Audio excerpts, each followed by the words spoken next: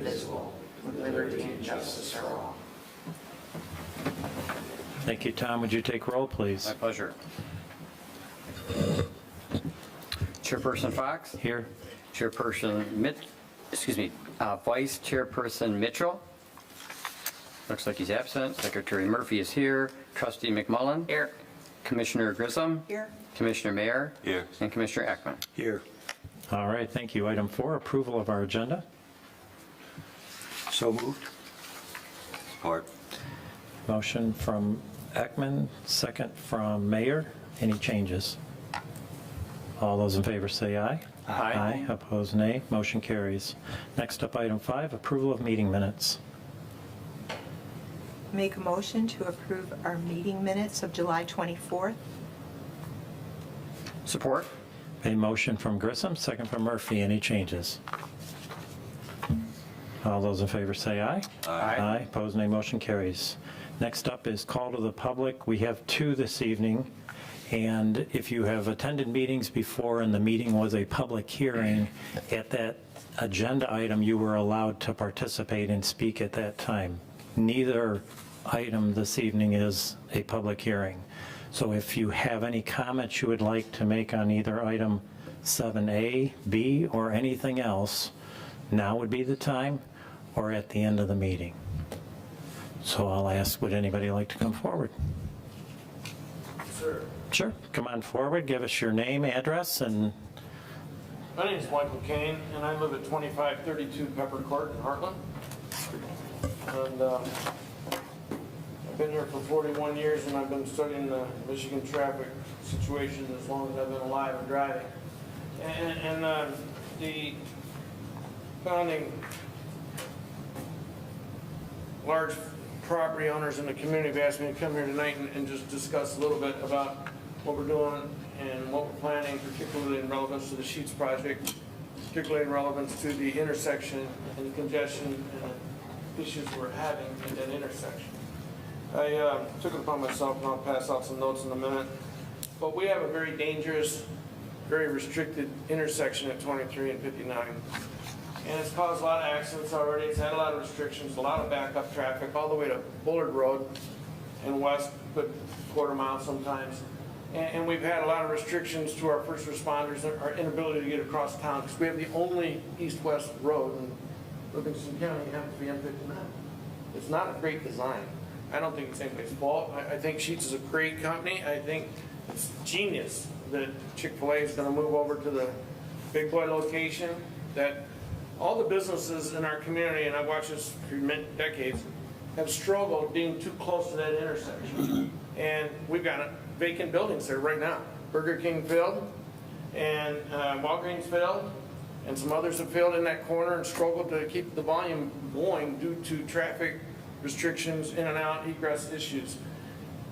I do believe that we had a huge truck stop there when I was younger. It was called Oasis, and kind of need one.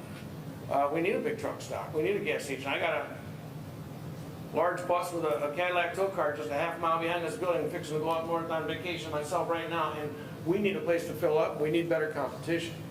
Sheetz is welcome to this community. For some reason, we pay 30, 40 cents a gallon more for gas here than my office in Detroit. And I got 3 city blocks in Detroit, and a large complex in Brighton, and another one right down here in Heartland where I live. I own 12 properties in this community. We need competition to bring the gas prices down. We also need better service all around the community for our convenience stores and what have you. So I know we need a Sheetz and other people like them. I just really have a problem with it being right at that intersection, because my recommendation here is going to tell you we need to redo that intersection already. Traffic's backed up ridiculously and it's unsafe. And Sheetz is a truck stop, and it's going to make it even worse. And I drive motorhomes, and I got a fleet of 156 trucks, and I understand traffic and congestion and filling up gas and this and that. I pay a fortune for fuel every month. What we're doing here is a great idea, but I truly wish we'd take this big complex and move it west, not because of Sheetz, but because we got a boo-boo intersection here that's not good. It's just not good for more traffic. It's not even going to do good for Sheetz. It's not going to do any good for the community. And I've just watched this come along for a long time. And at the end of the day, we've got plenty of development property. We could move to a pad just a quarter mile west. there's a lot of people concerned in the community about how this may affect small businesses and existing companies, how they're gonna struggle because of the competition of Sheetz. I say if Sheetz is that good of a company and everybody wants to go there, those companies need to improve their business model and do better. That's their problem. But I think truly it would help the community if we actually had a third of a mile drive to a Sheetz facility, just like we do to Mug and Bop's to the east, to allow those travelers and guests to those convenience stores to drive past the other stores, so at least give them the option to make decisions to go to a different place for a treat or something like that, and help our small businesses instead of the people that I know have come to me because they're freaking out. There's a group called the Heartland Business Association. Its only purpose is to try and become more business friendly, to help our community to be healthy. Somehow I wound up president of that mess. And at the end of the day, I'm not saying it's a great group, but we exist to improve the community and ensure the health and welfare of good businesses in Heartland. We were developed as an offshoot of the Chamber of Commerce. I truly don't have an agenda other than trying to help the community that I love, that I call home. And I truly think that we need to slow down, and as much as I know it's costly and how far this progresses beyond me, I just learned about all this a week or two ago. I know what it's about to develop properties. I got a huge project going on in Milford that's worth about $200-300 million. But at the end of the day, we got a boo-boo of an intersection the government needs to address prior to allowing any construction development at that intersection. These are just my thoughts, and I hope to take that into consideration, and I'll leave some handouts for some people to consider and ponder as we go forward. Thank you. All right, thank you. Anyone else? All right, we will close the first call to the public, and we'll move on to item 7A, which is a site plan. This is PD application number 25-015, Chick-fil-A, and this is a concept plan for 10587 Highland Road. Most of you will know it as the former Big Boy site. So what we're going to do is allow our planning director to introduce the project. We'll invite the applicant to come up and give their presentation, any comments they would like. And then we're going to go through a staff review letter. The applicant, the planning director, and the planning commission kind of outline, or it's an outline that's going to help guide us through this discussion. So with that, Troy, the meeting is yours. Thank you. Let me start off by sharing or describing where this is located. This would be a zoning map of Heartland Township with US 23 running north and south right through here. And then this is M59 running east and west. From this intersection, the property we're looking at is going to be east of that on M59. This right here, this first red parcel right there. So this is the area we're looking at on the north side of M59, east of US 23. This is a site plan of the proposed restaurant. What the applicant is proposing to do is tear down the existing Big Boy restaurant and then construct a new Chick-fil-A restaurant in pretty much the same location as to where the Big Boy restaurant is. They're going to try to utilize the existing parking in the same configuration and then add in the drive-through lanes. There are two drive-through lanes on this one. The applicant is requesting a planned development, and the planned development has essentially a three-step process. The first step of that planned development is a conceptual review where the applicant puts together a plan, which is kind of an idea of something that they are thinking about doing. The Planning Commission hears that applicant's request, and they provide comments. There are no formal decisions made on a conceptual review. Then the next step would be for the applicant to move on to the Township Board for conceptual review, where there's a similar process of just sharing comments from the board to the applicant. If the applicant decides to move forward with the project, then the next step And by the way, that is the step we're at tonight, is the conceptual review. So this is just a concept plan that you have before you on the big boy site. The next step would be preliminary review, and at that point, the site plan will get much more detailed. We would have all of the building elevations, although we do have pretty detailed building elevations right now for the conceptual review. We would get into a full landscape plan, lighting, photometric plan, so there would be a significantly more detail as part of that preliminary plan review. That would be a public hearing. We would notice that. There would be public comment time at that time in front of the Planning Commission. And then the Planning Commission would forward a recommendation to our Township Board. And then the Township Board would make a decision on the preliminary plan review. And then the final phase, is actually called final phase, is where the applicant presents the plan development agreement, any easement documents, any other legal type documents. For the most part, we are at that point no longer looking at site plans. That was all in the preliminary review. The Planning Commission would make a recommendation on that final plan review, and then the board would review the final plan review, and then if the board decided to approve it, that's where the property would actually be rezoned from the current general commercial to PD plan development. So I've kind of given you a location, I've kind of talked you through the process, I've given you just a quick overview of the site plan, and I'd be available to answer any questions you might have on this. All right, thank you, Troy. Now moving to the second part of this agenda item, if you'd introduce yourself and anything you'd like to present in regards to Chick-fil-A. Good evening, Leslie Cardo with PA Group. Thank you for taking the time to review this project again. Heartland 2.0, as we're calling it. I did not bring a presentation about Chick-fil-A. You guys have seen it a couple of times already, so I don't want to bore you with that. But we do think this is a great location for the Chick-fil-A.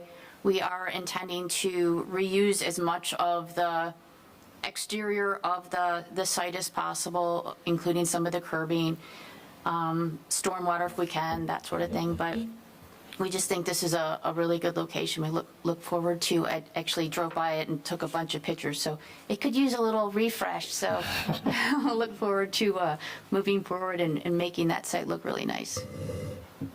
All right, thank you. So now the third step of this agenda item, we'll take a look at the staff review letter that we have dated August 21st. Again, as Troy mentioned, this is not a formal type situation, so we're going to use it as an outline. There'll just be some general discussion, and of course at the end we'll each give the applicant our comments. So if we take a look at that review letter, page 2 down at the bottom, proposed concept plan, I'll just highlight a few of the features there and then we'll get into flipping the page. So we're looking at about a 5,000 square foot building. We have 16 seats on the outdoor seating area. We have 70 seats on the interior. We have 69 parking spaces and 49 stacking spaces for the drive-through restaurant.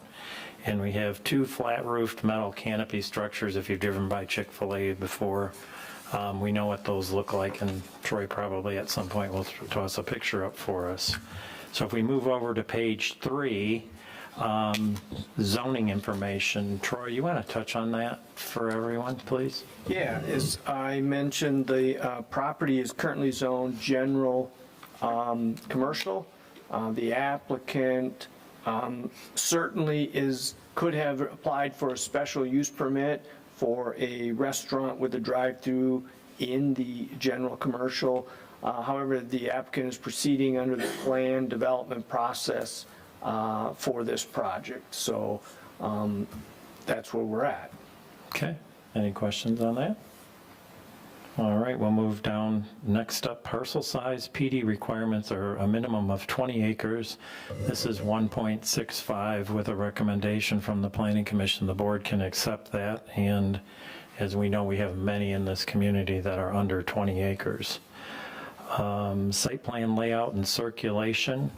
We have 3 access points to the site. We have the MDOT Highland Road access. We have the Livingston County Road Commission Heartland Road Drive, and then, of course, we have the backside at Rovey Drive, so we have 3 access points. The 2 canopy structures, Troy, do you have a picture? I do. So I'm actually I have some photographs that the applicant provided us of a very similar restaurant. This is in Jackson, Michigan, that it's under construction, so it looks a little barren with dirt and stuff, but these would be the canopies, or this is one of them. I think this is the same one. This building would match what they're proposing here. Maybe, does this Jackson one just have the one canopy? I don't recall, but. No, both of the canopies are, that Oh, might it's over not here. have another picture of the other canopy. So, You can just see it. yeah. Over here?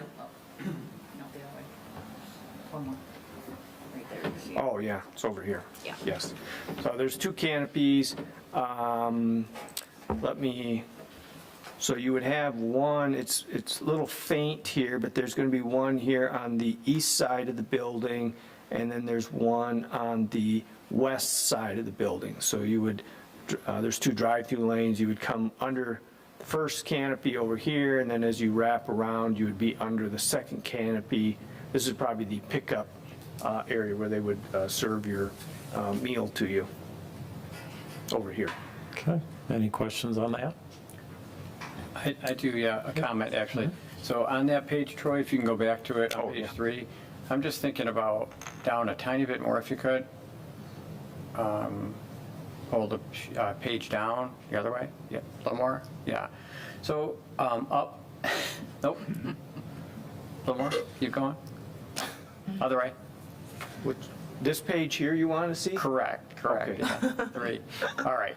So the expectations on traffic flow, it looks like there's the 2 lanes coming, I would say, from north to south, the 2 loading lanes. And then the exit, would you assume, do you have a plan of where you think most cars would exit the parking lot? We don't. Just as coming through there today, there's not a lot of traffic coming from Highland Road directly between, well, not going onto Heartland, but there's not a lot that I saw even going in. And maybe it's just because there's nobody, in that location currently, but it seems like most of the traffic would be coming from Heartland Road. Yeah, that's probably the time of day. That it can be really congested there. So north on Heartland Road, you can turn into the development, it looks like, or the restaurant, but you can't exit there. So that would mean traffic would either exit at the northeast, or it would come around and then go onto M59 westbound. So I'm guessing that you probably looked at the turning radiuses that are required, like if you go straight north, pick up your meal, go straight north, and then make a right turn. There's enough space there between that traffic island and the 2 curbs there? Everything that we have so far has just been based on a GIS. So haven't gotten fully into design yet, but So we'll it's really- definitely be looking It's really at all early, of so that. I'm probably going far with It's that. just concept. Yeah, no, I understand. Okay. Something At I this just point. noted today when I was studying it, so, okay. Okay. Yeah, I'll make a note of that, All though. right. Thank you. Thank you. Anything else on that? Any comments? Okay. So parking, as Troy has on the drawing there, is on the northern side of the building. The existing retaining walls along Heartland Road and along M59 are to be retained, some fresh up of some landscaping. Flipping over to page 4, parking. Ken, we mentioned 69 spaces. You can go back and tell Justin I'm still looking for the 10 by 20s. That parking lot, if you plan on recycling some of that parking lot, the curbs, Yes. it's laid out for 10 by 20s. All right, I'll make a note of that. Remind him of I that. will. Any comments on that? Are we allowed to comment? Nope. Okay. Thank you. Moving down the page, building elevations. Troy, do you want to toss those back up? Yeah, that's actually at the top here. So this is the proposed building that they're proposing here, which I showed you some pictures of the one that's under construction in Jackson. This is largely a brick building. Same as the previous Yes, building? just a different shape. Yep. You guys good with that? Okay, moving on down. Let's see, setbacks. Troy, you want to touch on that? Yeah, so one of the flexibilities of the PD is to grant some waivers in the Big Boy Restaurant did not comply with the setback from M59, and so they're proposing this building in the same location, and so this building would be at about a similar distance to the Big Boy Restaurant, and then they have the canopy over here as well. So those are some areas where it's encroaching. Otherwise, for the most part, it would look to be in compliance. Okay, any questions on that? All right, other municipal water and sewer is needed and available for the site. Stormwater management, you mentioned you guys will dig into that and see what can be used and updated. Yes. Okay. Item B, proposed density. Since this isn't a residential development, we don't need to, there is nothing to address. Item C was public roads. Again, we got the 3 access points that were mentioned earlier. Flipping over to page 5, traffic generation. Troy, do you want to touch on that? Yeah, so this is the Big Boy Restaurant would be classified in the ITE traffic generation, trip generation manual as more of a sit-down restaurant. Chick-fil-A is a fast food with a drive-through restaurant. This would generate more traffic than a sit-down restaurant.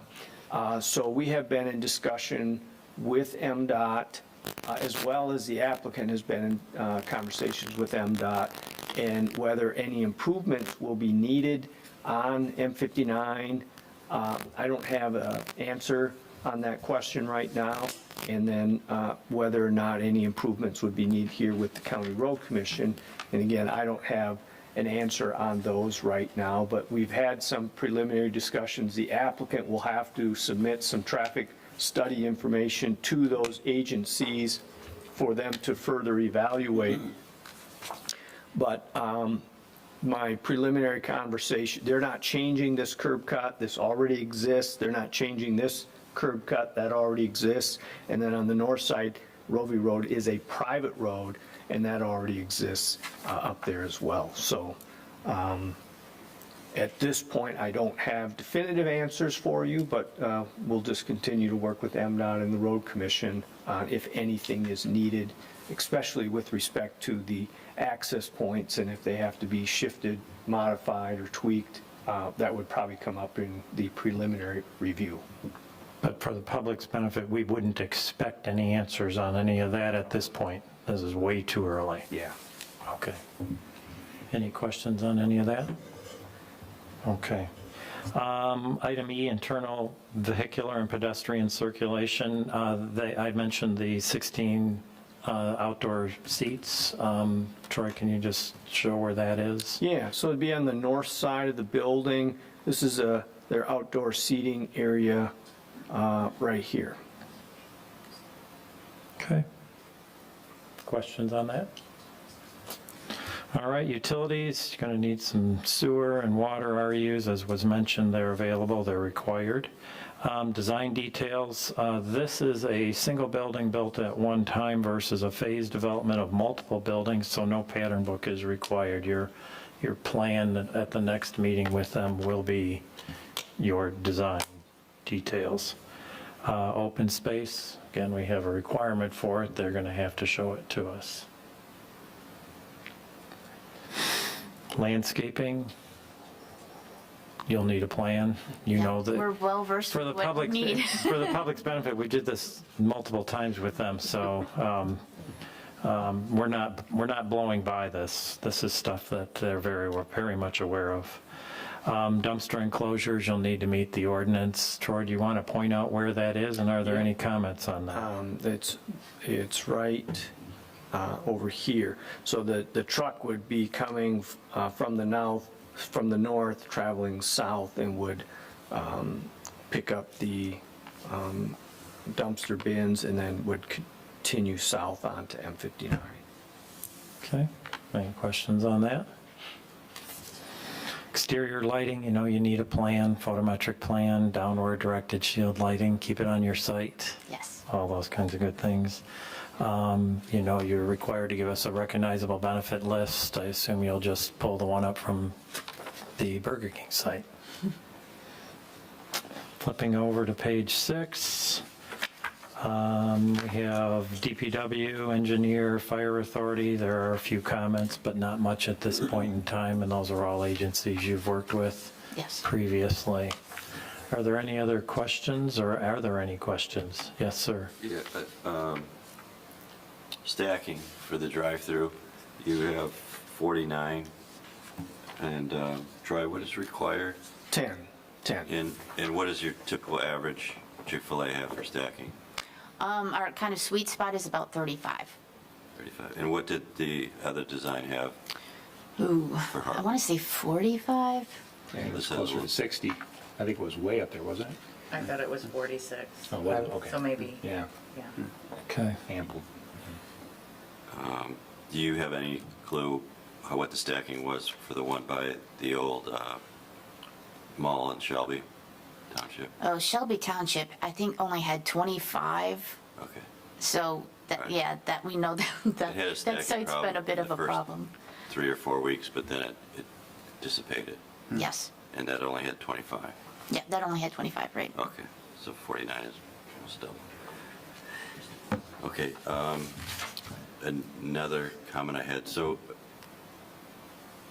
when you leave the drive-through, I imagine most of the people coming off the expressway, there's going to be a lot of people coming off the expressway, and they're leaving the drive-through, and then you're heading north between the parking, and then you're going to turn right, you're heading east for 20 feet, and then folks that aren't familiar with the town, they're going to have a dilemma.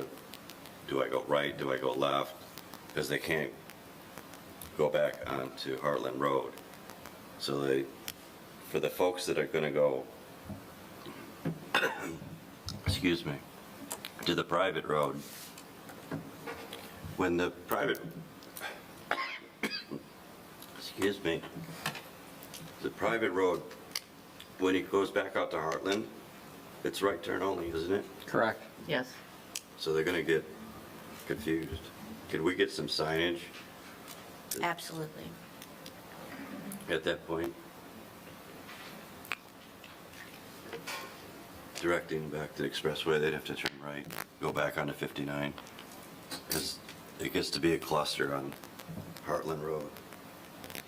Just for that reason. This would make it worse. That makes sense.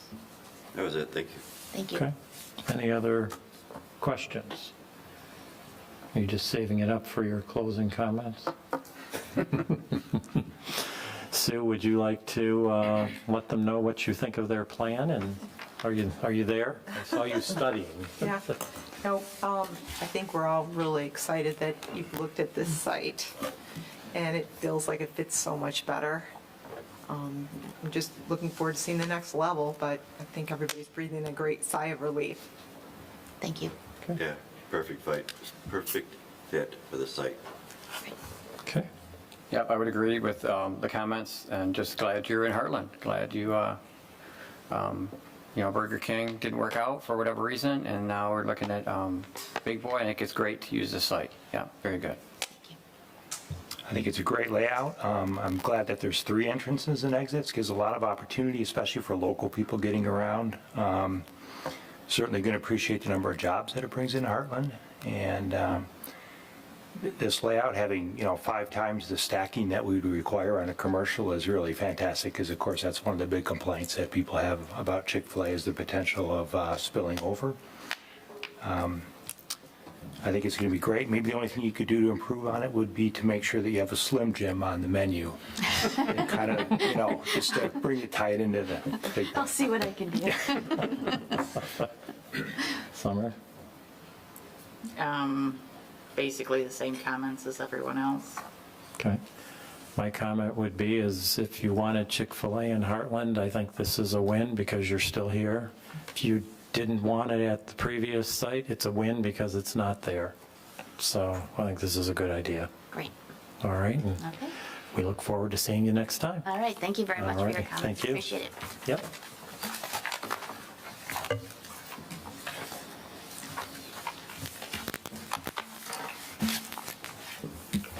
All right, next up is also a site plan. This is site plan number 25-005, and this is for the, to amend the plan development agreement for a Sheetz fuel station and convenience store. We're going to kind of follow the same format here. We're going to turn the meeting over to our planning director.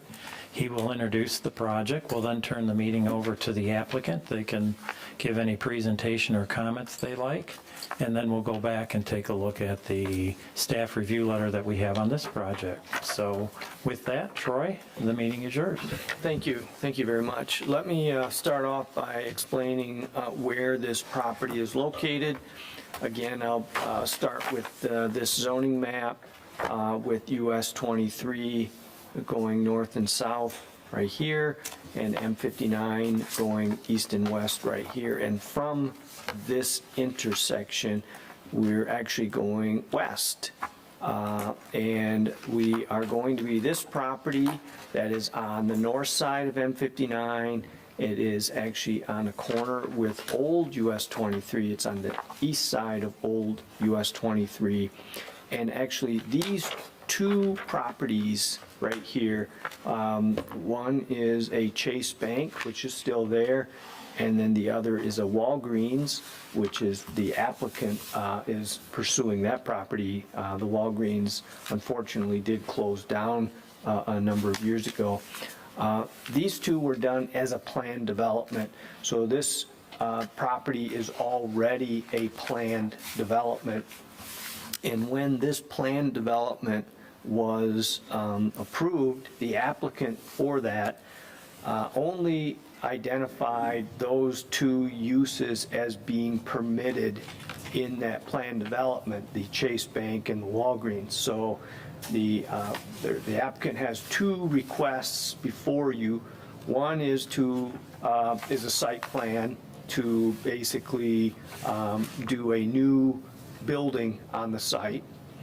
And then two, to actually amend that prior planned development to allow the proposed gas station convenience store, which is Sheetz. So there are two components of the request. How this works from a process standpoint is the site plan portion of it is within the jurisdiction of the Planning Commission. The plan development amendment part of it, the Planning Commission will make a recommendation. So you will see two motions in your staff report. One would be for the site plan where the Planning Commission has sole jurisdiction, and then two will be the amendment to the plan development agreement where the Planning Commission will make a recommendation, and that will move on to the Township Board for a final decision. So this is the location. I've kind of talked about the process. Let me maybe explain a little bit about the project here. This would be a site plan of the proposed Sheetz. Now again, this is the former, well, it's actually the Walgreens property, former Walgreens property.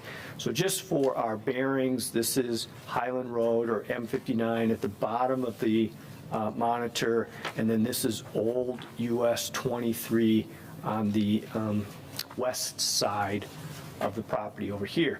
And very similar to our prior applicant with Chick-fil-A, these access points are already there. They are not proposing to modify them or change them. these curb cuts, I call them curb cuts, already exist.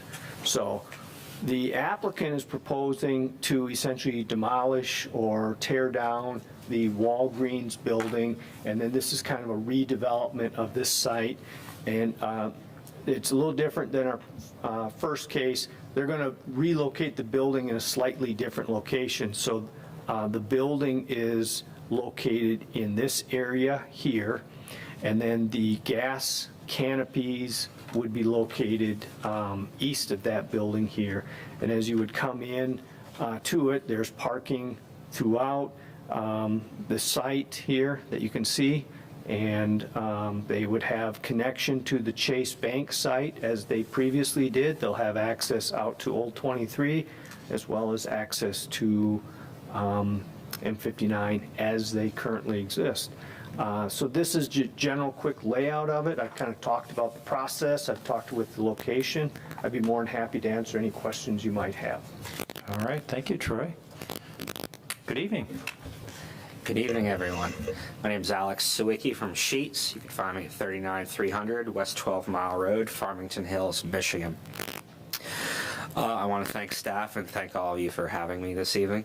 We're very excited to hopefully be a part of the Heartland community. I'm going to take a couple minutes just to introduce what Sheetz is. I don't know if you'll do this for me, but have any of you ever been to a Sheetz before? Maybe? No, I doubt it. So Sheetz is entering Michigan. We only have 2 stores open in the state of Michigan right now. Troy, would you mind putting up my... Yeah. Thank you. But Sheetz is definitely not a new player in the business. So Sheetz started in 1952 in Altoona, Pennsylvania. It's just about a half hour, 45 minutes south of State College, if you know where that's at. And it was started by Bob Sheetz. It was originally a restaurant and carryout. And 70-some years later now, we actually just opened our 800th store down in Raleigh, North Carolina, just earlier this week. But to this day, we are still family owned and operated by the Sheetz family. The person who oversees my group is a Sheetz family member. Work with them every single day. They're in every part of our business, and they're very involved. So going into the restaurant carry-out part of our store, for the first 30 years of our business, we actually didn't sell fuel. We started as a restaurant and carry out, and what you see on the screen here is an example of what would be inside of this establishment here in Heartland. We have seating for 30 inside, and we have our made-to-order kitchen. So you'll see the MTO logo on our, actually I don't know if they're on the elevations here, but you'll see the MTO logo around. It stands for made to order. And those touchscreen computers on the right-hand side of the screen, when you walk in, you can order whatever you want. You can actually get 1.8 million different combinations out of our kitchens, 24/7, 365. So if you want to get something really healthy, or if you want to get something on the other end of the spectrum, we have you covered. People get some really crazy combinations. I am not one of those people, so I always give really bad examples. But if you want a burger stacked with every topping that we have on our menu, you can do that. So under the red roof there, we also have what's called Sheetz Brothers Coffee. We also make all sorts of specialty drinks, so you can get smoothies, milkshakes, espressos, coffees, things like that. And then also in other parts of the store, we have self-serve soda and coffee, and also all sorts of convenience items, as well as grocery items, which is also another nice thing that we're open 24 hours, because you can get some of your essentials in the middle of the night, which is really nice for shift workers and maybe first responders. I always get a pretty crude example, but if you need to get toilet paper at 3 in the morning, you can come to Sheetz. All right, so I wanted to go into a little bit of the outside of the store. So all of our locations have a great appearance outside. We use full section brick and stone, architectural metals. I'm sure you all studied the sample board that we put together for you. Have awesome landscaping, fully irrigated, maintained top notch. And we put together some of these renderings for you so you could see what the outside of this proposal would look like. With that, because I kind of touched on it, we do a lot of things ourselves. So we maintain our landscaping. We do our own fuel delivery in Sheetz fuel tankers driven by Sheetz employees. We have our own distribution centers. Again, Sheetz employees, Sheetz trucks, Sheetz drivers. We do all of our own HR, marketing, landscaping, and I am a direct employee of Sheetz. We do it all. We're very strong believers in being vertically integrated. So what that means for Heartland is if there's ever an issue, you just go talk to the store manager and Sheetz takes care of it. You don't have to dial a 1-800 number. You don't have to figure that a contractor of a contractor is going to be out here to resolve any potential issue, which there should be none, but Sheetz takes care of it. It's part of being family owned. It's really what we believe in. And that also leads us to being one of the best employers in the country. So you've all heard of the Fortune 500 of the Fortune 500 of the 500 largest companies in the country. Well, Fortune also puts out a list of the top 100 employers to work for. For the past decade, Sheetz has been on that list. We're very proud of that. Also, just recently, within the past week or two, People's Magazine, they also do work with Fortune, and they put out a list of top companies that care. Sheetz was actually number 10 on that list this year. Companies that care about not only their employees, but the communities that they operate in. We offer, top-notch training, tuition reimbursement, 401ks, bonuses, PTO, top-notch health insurance, some of the best health insurance that you can get. I always like to tell two stories here, and I actually, unfortunately, get to update one of those stories. So one is I started at Sheetz as an electrician. They put me through school, and now I work in our engineering department. There is career progression all the way through. And the other is to talk about our health insurance. I used to talk about the fact that my wife had an emergency appendectomy, but my 3-year-old had to be in the ER about a month ago. And our ER visit was like $12,000, and I paid $100. That was it, out the door. Excellent insurance. So they just are a great employer to work for. So now I've introduced Sheetz. We can go to this site plan. So as Director Langer had mentioned to you, you have two proposals in front of you this evening. One is to hopefully approve site plan approval, and the other is to recommend approval of an amendment to the existing plan development. We have a 6,132 square foot restaurant convenience store. It's on 2.92 developed acres, and it's going to have 6 fuel pumps. They're double-sided, so 12 fueling positions. And then over the next few slides, I have the site plan, I have some elevations, and then I have some more renderings from a more aerial view to help us through conversations this evening. Thank you. All right, thank you. So what we're going to do, following the same script as we did before, we'll take a look at this staff review letter dated August 21st, 2025. We'll use that as an outline. That'll get us through the talking points we have this evening. And we're going to start on page 5. If you have a fueling station, specifically, we have standards that apply to that, and then we have general site plan standards that would be for all commercial or industrial or office type properties. So we're going to take a look in the ordinance. There are 10 items that relate to automobile fueling and convenience station standards. And so if you see that heading on page 5, we're down just a little over halfway.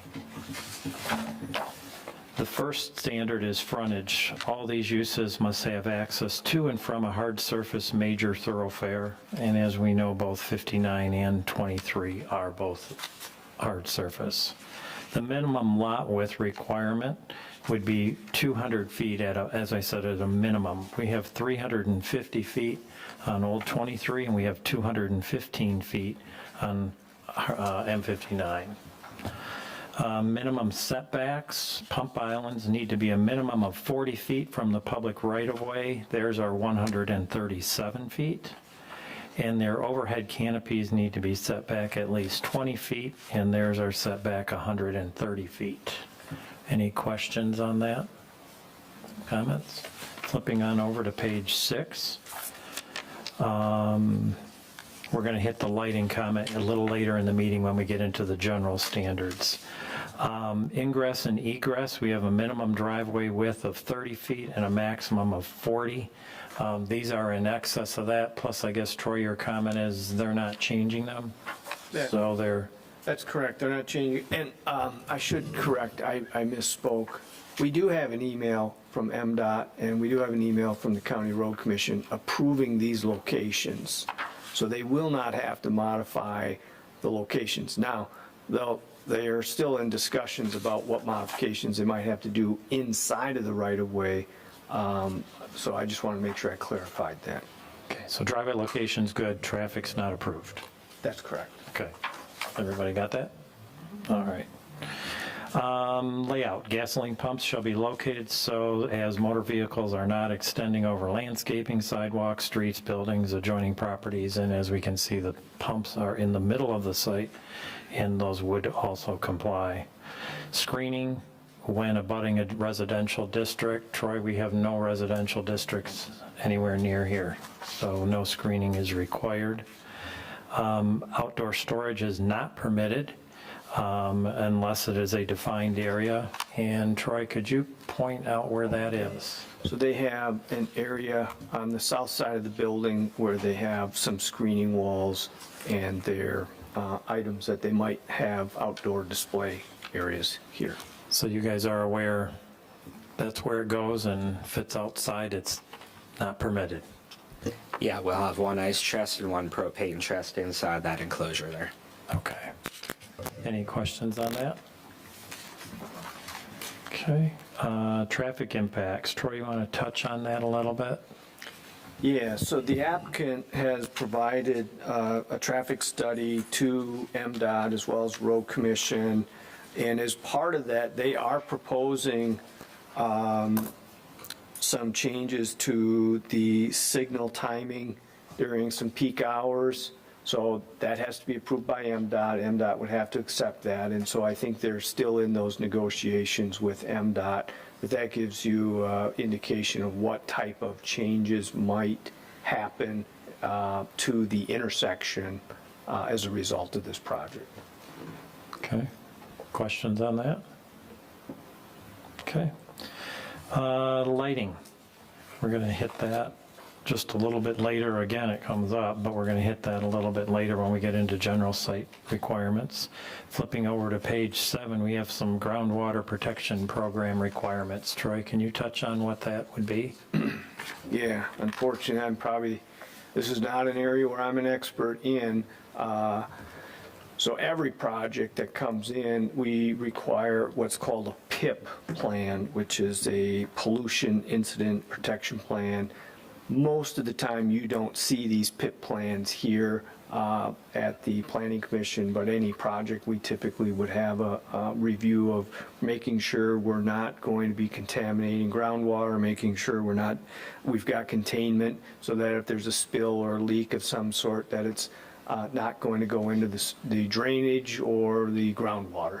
So as part of this project, they will have to, in the construction phase, they'll have to prepare their PIP plan as part of that. You guys probably have to do that everywhere? Yeah, it's a process we're very familiar with. Okay. Do you guys have any questions for them on that? Sure. Sure. Alex, Yes, sir. are you familiar with the location of the community well? We are. Okay. Yep, we've already, yes, so that actually informed the design of our site plan, or helped inform the design of it. So the tanks, so if you see the middle there, the fuel islands, the tanks that Director Langer is circling there are as far away from the community well as we can get it at that point. We've also already received approval from the Bureau of Fire Services and LARA to have them there, and they are aware of the well also. And how many feet is that from the community well? I don't have that info, sir. Or what the minimum requirement is? The minimum requirement is 2,000 feet. Please do not quote me, but I think we're in the 1,900 range. That's all correct. So whose approval do you have to get in order to be within 2,000 feet of that? Laura, and we already have it. You already got Laura's approval? Yes. And so they were made aware of the fact that you're closer than 2,000 feet? Yes, sir. Okay, thank you. Yeah, it's a critical thing for the site. If they weren't going to sign off, we weren't Yes. going to be able to construct, so we made sure to get that ahead of time. Okay. Thank you. Any other questions on that? Let's see here. Now we're going to get into the general site plan review criteria, and we've got several items to talk about there. Troy, this impact assessment, I'm only used to seeing this when we're talking about like schools and residential developments. Yeah. It's probably not fair to the applicant to have said, not provided.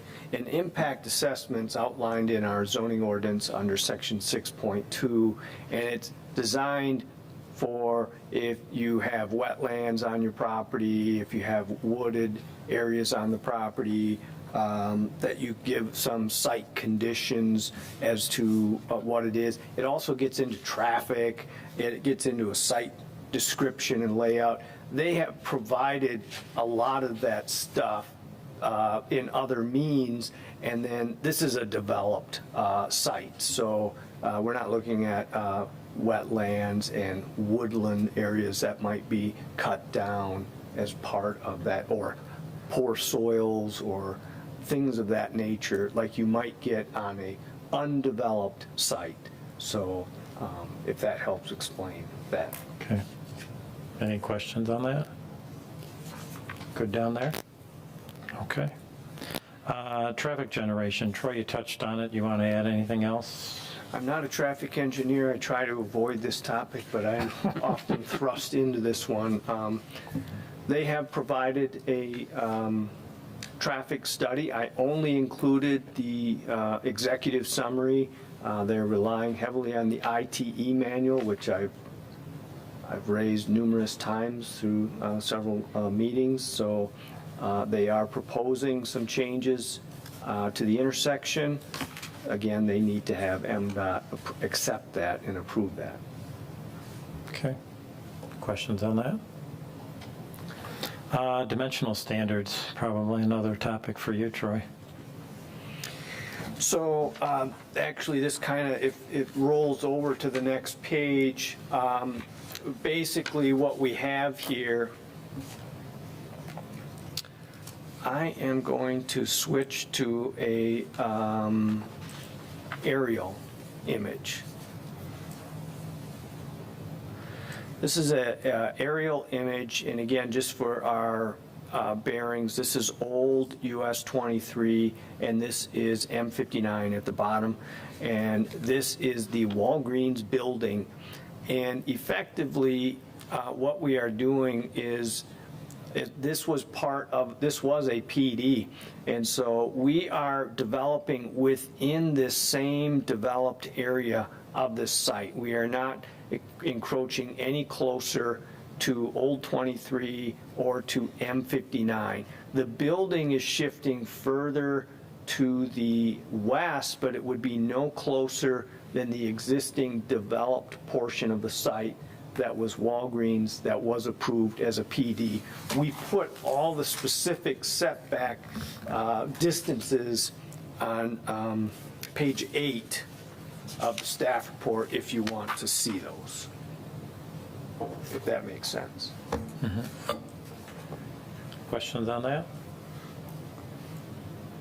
Okay. Move on to, we're on page 8 now, as Troy had mentioned. We'll look at building height, maximum 35 feet. They are at 20. I did want to clarify that for the Okay. record. Yep. The top of the cupola as shown on our plans is actually 29 feet. Okay. Still complies, but I just want to make sure you had it correct. Okay. Lot coverage, maximum 75%. They're at 4.8%. They're meeting the requirement. Outdoor seating and dining, they are presenting a plan that has a couple tables and chairs Yep. out there. What do we got? They have, let me get back to the site plan. Actually, you know what, I'm going to borrow your presentation. I think it showed it pretty well. So this is the building. I'm inverted differently, so M59 is in this location. This is old 23 here. So this is the north side of the building, and you can see the outdoor seating here in this 3D. Can you zoom in on that, or? Well, I'm going to, hold on. How good are I'm you? not the most tech savvy here. We had a hard time earlier. So they have this little fence area here, and you can see their outdoor seating area. Okay, just for everybody's benefit, if you didn't notice, there is no drive-through on this facility, so you will have to get out of the car to get your coffee. So these are computer-generated images, and I think my renderer just kind of plops some tables down. We will not be putting the green umbrellas here. Okay. They will be bronze, so just so you guys know. All right. Any questions on any of that? Yep. Just the lot coverage, 4.8%, is that correct? Well, this is The structure, just the structure. just the structure. Yeah, the structure is 6,139 square feet. It could easily be 5%, yeah. Okay. Dumpster enclosure needs to match the building, same materials, all of that. It looks like they are complying. Where is the dumpster on this site, Troy? Well, I'll have to switch to, so this is probably not the best site plan. There's a lot going on here, but again, here's the building, the gas canopy, and then the dumpsters in the north side of the site plan, close, the northeast corner-ish. Okay. Questions on that? Comments? We are on page 9, off-street parking. Troy, you're the one that put all those numbers on the page. Yeah, so bottom line is they comply. I'll go back, I'm gonna use this site plan. So you can see all the parking on their site. Bottom line, they comply. They have 48 parking spaces. Their chart is indicating 46. I believe that's just a duplication of the 8 employee parking, counting twice in the chart. So there's 38 would be required. They have 48. And noticing, just a reference from before, this is not a truck stop, so we're not going to find semis pulling in and parking and getting dinner. That is correct. They'd have a very hard time navigating this site. Right. Barrier-free parking, required to have 2, you do, so you comply there. Parking lot, driveway, internal setbacks. Troy, you already touched on some of this, but you want to hit this? Yeah, so they comply with the setbacks, the normal zoning district setbacks, with the exception of the building in relationship to Old 23. I kind of lost my mouse over here. And it doesn't comply with the required 25-foot setback, but it is at the same distance as the Walgreens developed portion of their site. And there's a lot going on here. Some of this was staff working with the applicant in trying to basically tuck the canopies on this side of the building and create the back. This is actually it's the front because it faces Old 23, but it's more or less the back side of the building from how you enter into the building.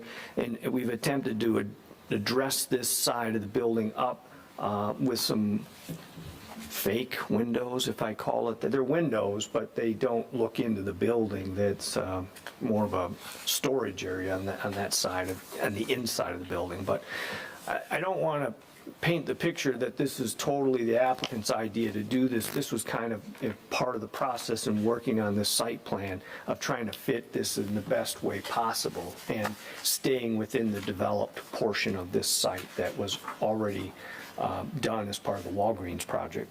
Well, personally, I appreciate the fact the gas canopy is not right out front. And it's obvious it's a gas station, but it's also not right out front like a typical gas station. So the fact that it's tucked in there, I find, Huge I mean, if this is going to be a gas station, I think it's great that it's not out front. Thank you. So, personal opinion. Any questions on any of that? If not, we'll move on over to page 10. Loading space. Boy, we talk about we never have one on a plan. Here's the first one I can remember in a long time. They actually have one. Where is it, Troy? It's right, I don't know how it would work, assuming every parking spot is full. You know, sometimes zoning ordinances operate in this hypothetical of every parking spot is full and the loading zone is here, but it's right in this area. Okay. Good with it? Okay. Access management, non-residential driveway, as mentioned before, they're not moving the driveways, so their access points are already defined. Landscaping. Sue, do you have any comments on the overall landscape plan? Pretty much the review letter, you know, is saying it's meeting, you know, what's required. There's a couple to be determined. But I see that, you know, with the landscape, first off, I appreciate that you've added some trees out on M59 Highland Road, because currently there's nothing all the way up to the parking lot, so you've added, you know, because it's such a long distance, so that's great. The foundation landscape, they asked to be determined if it meets it, because we asked for 60% around the building, but you've done the important sides with the landscape, so I think that's fine. Appreciate that you're showing brick pavers, you know, instead of concrete up to, but that's a nice plus.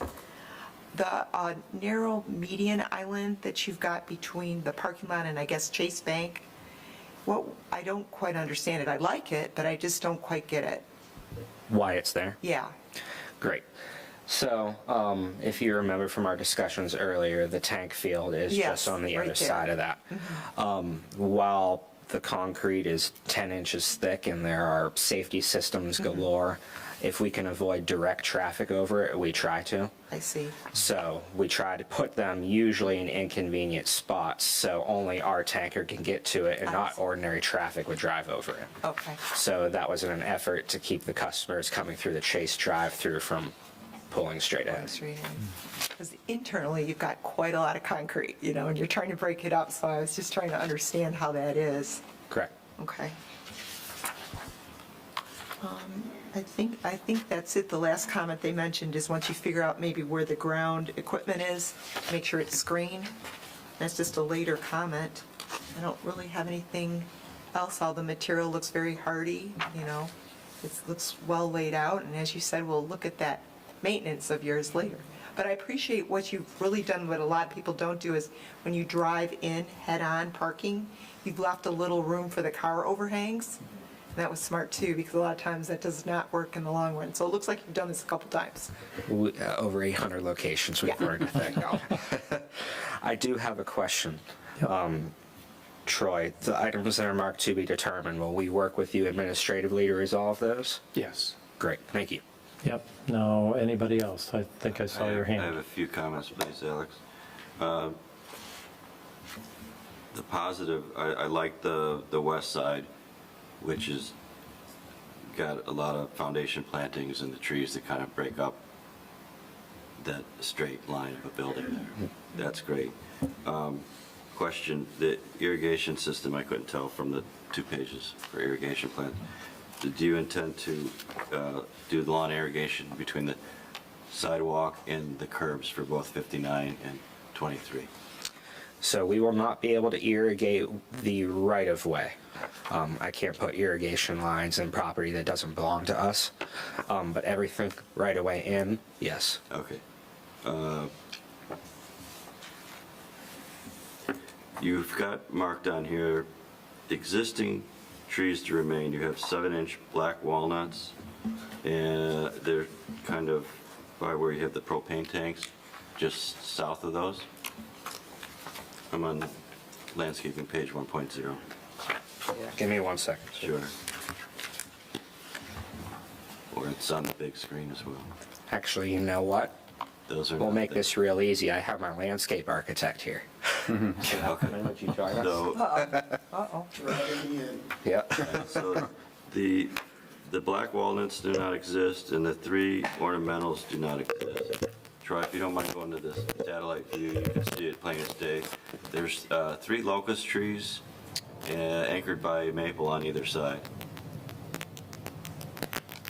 I don't know if those are going to stay. And seeing that you have on the underground utilities page, we don't have to flip there, but you're doing a new tap into the storm system, so what's there is probably going to get wiped out. So all I would ask is, since we have 1, 2, 3, 4, 5, 6, 7, 8 trees labeled as existing, and they're not there, that we replace them with something. Okay, yeah, I understand what you're saying. Yeah, when we installed that, it's more than likely, yeah, we would have to remove those, so that's an oversight on our part, but we can definitely replace them Well, where they are. the walnuts are not there, and the ornamentals are not there. Troy can show you on the satellite. Well, I think where I would go with this is, all right, we're being presented this landscape plan. If it ain't there, when you're done, it's going to be there. Okay? I don't think they're going to. There or not there. They're not going to find a 7-inch black walnut. Well, they're going to put something in there. At least a 3-inch Not- replacement. At least the 3-inch, meet the Yeah. standard, at least the 3-inch. Right. In that position there, I heard you had to move your backyard. I wish. So I think that would be my comment. I Yeah. think it's a great point at the end, when the site is built, it should agree to the plan. It can't be 7, but as Sue said, the ordinance requires 3. Yeah, I'm going to leave it to the professionals to decide what type of tree and where they sit. It's just that it's misrepresenting that there's 2, 3, 4, 5, 6, 7, 8 trees, 3, 4, 5, 8 trees, good-sized trees on this plan that don't exist. We'll rectify that. Okay, thank you. Sir. My comment would be I know you're keeping it, the brick corner feature that is there, existing. That was built with brick to match the Walgreens store. If you choose, because this may conflict with what you got going on, it may just not look right together, choose to replace it with the brick of your building and put it back, you may have a better looking site. So that is something that we considered. Yeah. That brick is actually very close to what our building will be anyway. If they go, yes, Yes. I'm fine. I want to look more at its current condition and state, but if we can save it, we will. If not, we will replace it. Okay. Yeah. Any other questions, comments on landscaping? All right, let's move on through. That is always several pages. Let's flip on over to page 12.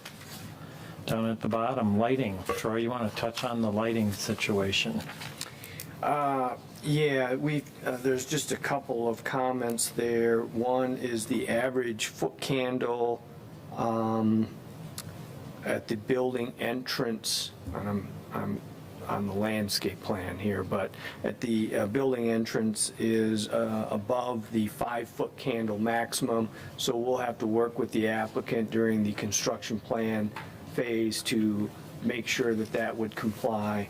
And then on the light fixture, the elevation drawing of the light pole just did not have a height, so they'll have to, on the construction plan set, just provide that information to us. Okay. They're Good with all- 23 foot, just so you know. But Okay. yes, we'll comply. Okay, good. Any questions on that? Comments? All right, I'm on page 13.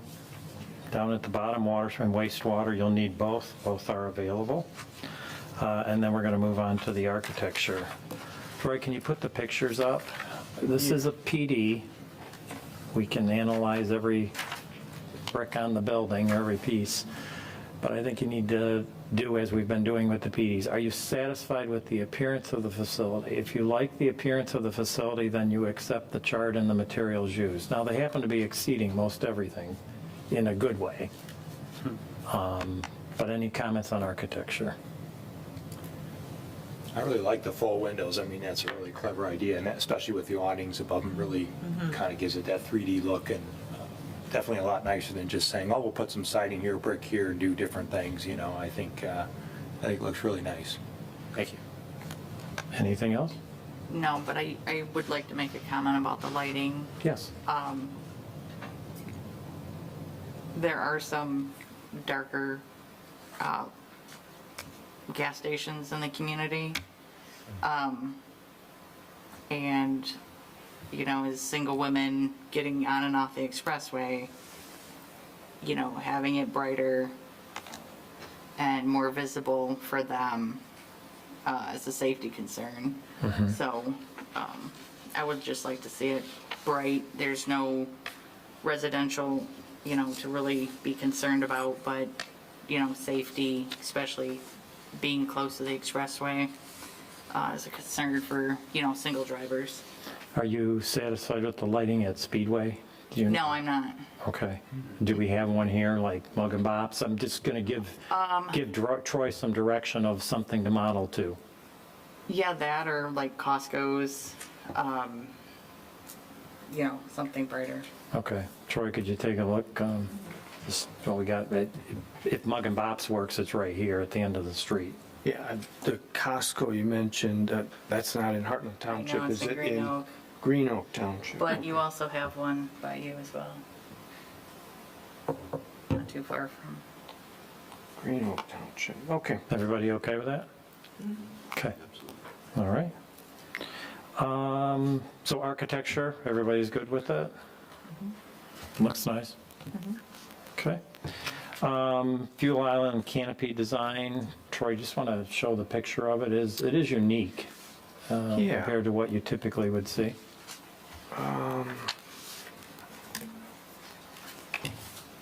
There you go.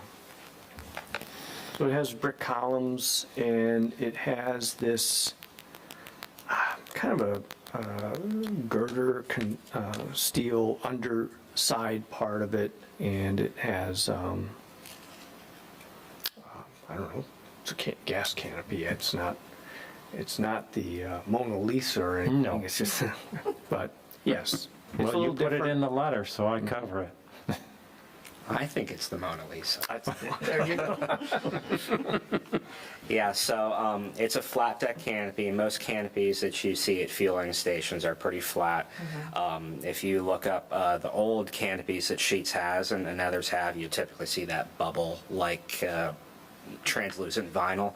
That's what we're proposing here. It's a solid material. It's actually on an angle, has those decorative webbed trusses with brick all the way up to the bottom of those trusses. It really is a good-looking installation. If you want to go to the renderings show up better than the elevations. The elevations are, frankly, a little hard to understand on the canopy, if you ask me. Some of the last slides in my presentation, Troy.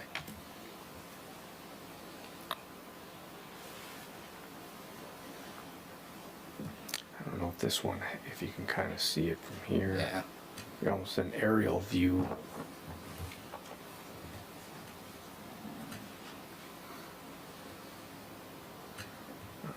Can't quite see the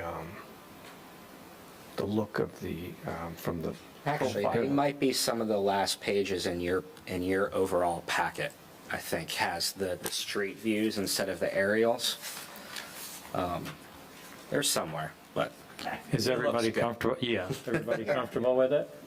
Yeah, I do have a comment or question of handling of rainwater off of the canopy. Are there visible downspouts and gutter system? it's not visible, no. So obviously the canopy is at an angle, so the gutter is integrated within the decking system on the low side. They actually go through those decorative trusses and down through the brick columns into our storm system. So they're really not visible at all then? You cannot see them at all. Yeah. no. Okay.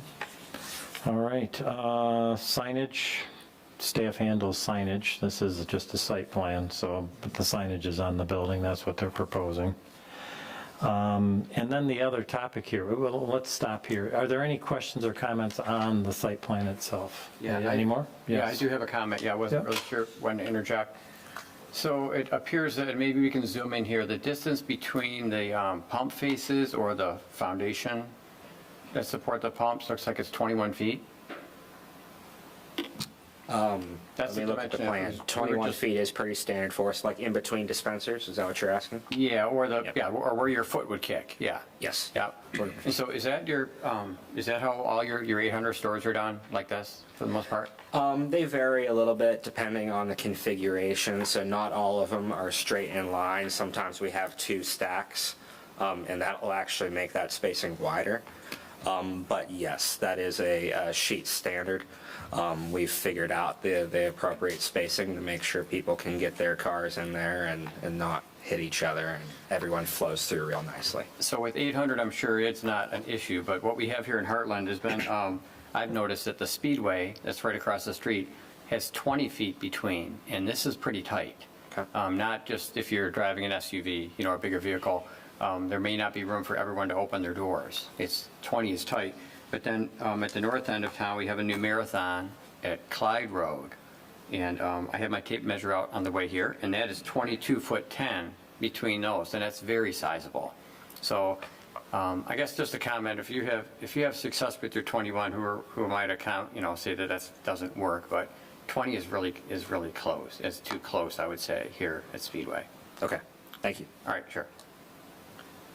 Any more questions? I would love to be Okay. watching out the window, you measuring. Oh, there was a car, I had to go underneath his car. And luckily, he was on the phone, but he did look down at it. Maybe it looked official.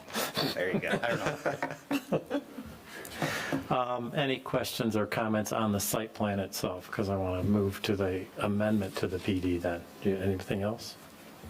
Just a general Yeah? comment. I know a lot of Heartland folks are concerned about traffic addition, and true, it will bring some additional traffic, but there's only 12 pumps here. I think this is a much smaller version of what some of the stores you've proposed around the metro area, isn't it? Is it not? So I think in the metro area, the first store that we opened down by the airport in Romulus is a truck stop. So I don't think we frankly did ourselves any favors by doing that, because that represents less than 7% of our business. Most of our business are smaller establishments like this. I do not Yeah. consider this a truck stop. I It have is no definitely idea how not, one would yeah. even navigate through there. It's only 12 pumps. Yeah, but anyway, the It- perception is there that Yeah. they're putting in this huge thing, and Yeah. we're just not. No, I don't see a huge thing here. And actually, the speedway across the street is always jam-packed. And as somebody who commutes westward on 59 and goes past that every day, there's generally a traffic issue of people trying to turn left into that speedway. So, and that creates a lot of issues in that intersection. So this being on the opposite side of the road, maybe that'll actually alleviate some of those problems, even though it will bring additional traffic to the area. There I will can be some comment. benefit to it. I agree with you. I hadn't even thought about that you are going to have some alleviation of traffic from the Speedway. I think there's no doubt about it that they're not going to see the same traffic count. And we also have to consider on the southwest corner that there's likely to be a development there too. Yes. So, we still have more traffic issues. I think that's going to come with additional improvements to the intersection, likely, if I recall correctly. So there's still a lot in play there, but traffic's always a problem. And I was glad to see that it was kind of a smaller station from what it could be. Yeah. So I mean, you're never really excited to see a gas station. It's not something that you tell other people in other communities, hey, we got a new gas station, But I think the planning department and you folks did a great job in terms of the layout. That's really going to help tremendously, I think, in the cosmetics of it. And I guess the traffic, we just got to wait and see what the final outcome with the other departments, the county and the state. Okay. Anything else? Just a general question. How many employees do you have per shift working? Generally about 8 per shift, or at our max, I should say. There's 8. The store will employ anywhere between 30 and 35 employees, and we prefer full-time. Thank you. Anything down there? I haven't spoke really on this, but probably nothing I haven't covered, but I think that traffic obviously is always an issue for our residents, and as we're all residents. But a fuel station I don't think would be a bad idea. There's going to be one somewhere, and it will take some pressure off the Speedway. Speedway's traffic is very bad. Coming in and out, it's not so safe to navigate. So it gets a great looking building, and 800, you guys got something going good for you. So yeah, look forward to seeing where things go. Appreciate it, thank you. Okay. Oh, and I'd like to also comment, and Matt touched on it earlier, if all should go well, I appreciate the help also, because 35 full-time employees is providing employment for our area, for Livingston County, at all hours of the day. So that's a real benefit for us. So that's something that's real positive for the area. Thank you. Okay. Anything else? If not, let's move to the second piece of this is the amendment to the PD. Troy, maybe you should spend a minute with us on what are we doing and why, in addition to what you already had said. Sure. So, in a sense, when you are doing a plan development agreement, you're almost, in a sense, creating a new zoning ordinance and district for the properties that are included in that plan development. And the one that was done on this property outlined the permitted uses, and it only permitted 2 uses. Certainly Sheetz is not one of those uses. So in order for this project to proceed, this amendment to the plan development agreement to permit Sheetz as a permitted use in that needs to occur. Otherwise, technically, Sheetz is not allowed. Walgreens and Chase Bank are the only permitted uses. So they are requesting to amend that plan development agreement. You have that language in your packet to incorporate a Sheetz to be a permitted use that has went to our township attorney for review. There were some comments. What you have in front of you is the changed copy after our attorney reviewed it. So. Okay. So are there any questions on that? Basically, they're allowing them a temporary sign while they're building the building, and they're allowing the use to be there. And as Troy said, even if anybody wanted to go there besides Walgreens and Chase, they would be doing the same thing. So if we want to get rid of the building or fill it, we're going to have to make this change by the way the documents were written originally. Any questions or comments on any of that? Do you have any questions or comments for the applicant? If not, and you are so inclined, on the first page, you will find both motions that Troy had mentioned. We'll handle them one at a time. I'll move to approve site plan application 25005, a request to amend the previously approved final plan development site plan at 181 Highland Road, as outlined in the staff memorandum dated August 21st, 2025. Support. Okay, we have a motion to approve site plan application 25-005 from Ekman, second from Grissom. Is there any further discussion? All those in favor say aye. Aye. Aye. Opposed, nay. Motion carries. Congratulations. Now the second motion, please. I move to recommend approval of the proposed First Amendment to the Plan Development Agreement, a request to amend the Plan Development Agreement as outlined in the staff memorandum dated August 21st, 2025. Support? We have a motion from Grissom, a second from Murphy. Is there any discussion on this recommendation? All those in favor say aye. Aye. Aye. Opposed, nay. Motion carries. Congratulations. Thank you, everyone. And welcome Look to forward Heartland. doing business here. Thank you.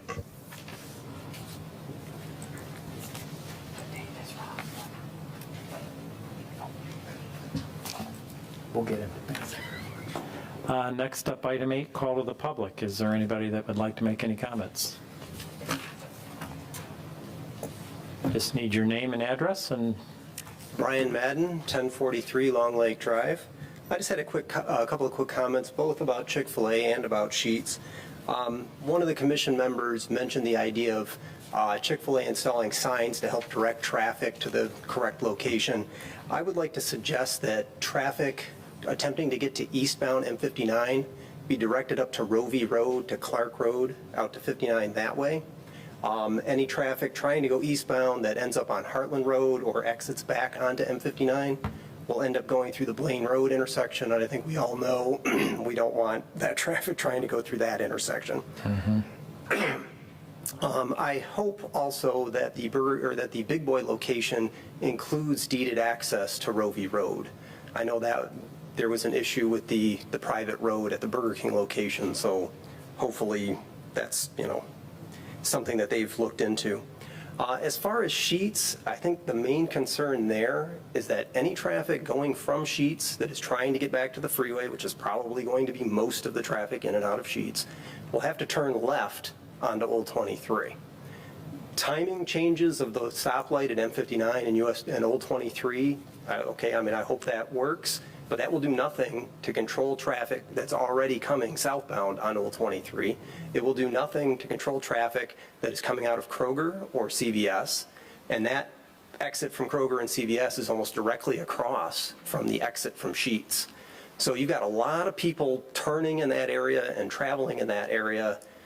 How is all that traffic going to be able to make a left turn onto Old 23 to get to that stoplight at M59?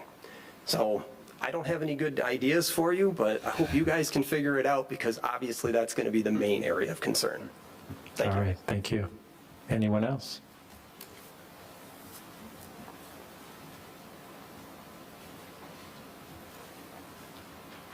Good evening, Lloyd Rayburn, 12760 Deer Path Lane in Heartland. And I guess just to echo some of the similar comments that were just mentioned, I know that there was a comment made during the Sheetz discussion that they were going to, part of their study recommended some changes to timing for lights, which I think is needed to try to alleviate that backup, because right now you do get a backup of people wanting to turn east at that M59 and Old 23 light, and it backs up all the way up to Kroger sometimes, so putting more traffic in there is not going to make that any better. And I'm not saying it's something we can't overcome, but I think it needs to be something that's considered in the project. The other thing with the location for Chick-fil-A, I think when you look at coming out of the lot, the way it's laid out, I think a lot of the traffic is going to end up on Rovey Drive, going to Clark, getting to the light, whether they're going east or west. And similar right now, you see a lot of traffic backed up from M59 on Clark, back past Mug and Bops, especially when high school is getting out, et cetera. So again, we've got to consider something different at that light, because in addition to the backup, when the light does turn green, you see a lot of the traffic that's wanting to go to the east, that they're crossing over, they're getting in the turnaround, and the turnaround gets backed up far enough that there's not enough spaces in the turnaround, therefore it backs up 59. So I think, again, whether it's timing of lights or whatever, I think those discussions need to be had. And please don't come back and say, MDOT doesn't have any problems, there's no traffic study required. If you live in Heartland, go look at it. Go look at it at peak times. Let's not make it to where it's more difficult. I do think the improvement from the Burger King location to the Big Boy, I think will help, but still we need to look at the overall traffic flow in Heartland. Thank you. Mm-hmm. Thank you. Anyone else? All right, we'll close call of the public and move to item 9, planners report. Troy, did you have anything tonight? No, I don't have anything for tonight. All right, thank you. Committee reports, comments, anything? I do have a subject I'd like to bring up, and it pertains to sidewalks. It seems that very often in this committee, depending on the plans that come before us, there's always a conversation of sidewalks and wanting a walkable community. It's something that is, I think, really important. What I noticed in an email that Troy sent to us the other day that we all got, did not come from Troy. Anyways, it was at a glance the Planning Commission summary that had all the Livingston County towns. Did we all get that? Troy, was that from you? That was not. No, that's it from- came directly from them. Okay, so you got, yeah, did you guys get this? Excuse me. Yes. So a couple of the townships, Fowlerville mentions a grant for sidewalks, and Candy Township discussed sidewalks. So that's what drew my attention. It was something that I've always had a passion about is sidewalks, right? To be walkable and safe. Because I'm a runner, I'm a walker, out on the roads often. And it's hard to be in an area that maybe I think should have sidewalks but doesn't. So I wanted to bring this up just as a subject for what we thought as a planning commission, and or maybe the board, to get their opinion on it. I'm sure, because literally, was it last year we'd added a sidewalk along the south side of M59 from 23 over towards the, to the west, some long distance. And I don't know if the township paid for that or where that came from. So anyways, I've always had a passion for sidewalks and wanted to bring that up here. And I don't know if it's something that we might want to look at the ORC if the board should think that's the case, so. Can you help, what is it, now the ORC, Ordinance Review Committee, would be modifying a zoning ordinance. Are you looking to amend the ordinance to add language or modify language on where sidewalks would be? If you're thinking about who's paying for it, that's really not the ORC, it's not even the Yeah. Planning Commission. So maybe in the big picture is that there are developments that have been in Heartland for a long time and didn't have sidewalks and don't have sidewalks, that we could use sections of sidewalks. So, and then if you have a development next to it and we're asking for a sidewalk to go in, someone might say, oh, that's a sidewalk to nowhere. So why are we asking that developer to put a sidewalk in there? You know, it's additional expense on their part. But we've also had some difficult times in asking developers to put sidewalks in. And they have put some sidewalks in. The condo complex to the west of town across from Hacker on the south side, Fiddler's Grove. So there were no sidewalks, and I kind of pressed on that, and they did put sidewalks in on one side of the road. It ends up using some of their property because we still want area for 20 feet for from the face of the garage to the road, at least for parking. And if we're going to add a sidewalk, that pushes their house back. So I get that there's an issue on their part, but I guess it just seems like something we visit very often. So I don't know if that means when developers come to us with their site plan, we kind of ask them earlier on that, you know, when you come to us, we want sidewalks. I don't know how else to really put that any more frank than that. Well, most of the new development is going to be PD, so we usually have some ability to, you know, in a preliminary, say we want sidewalks here, and that's usually what happens, I think, right? I mean, if we have an opportunity in the preliminary, because it's a PD, we can do a lot in a PD, and I think we have in the past said, you know, what's your sidewalk plan? You know, sometimes a sidewalk to nowhere is a problem. You know, do we need a sidewalk going down Pleasant Valley Road to nowhere, you know, because the development counts there, you know, and you're kind of counting out, are they going to mow the farm down someday and put something up and have sidewalks, so we have to have a sidewalk there? I think it's just not practical economically to require that in a lot of cases.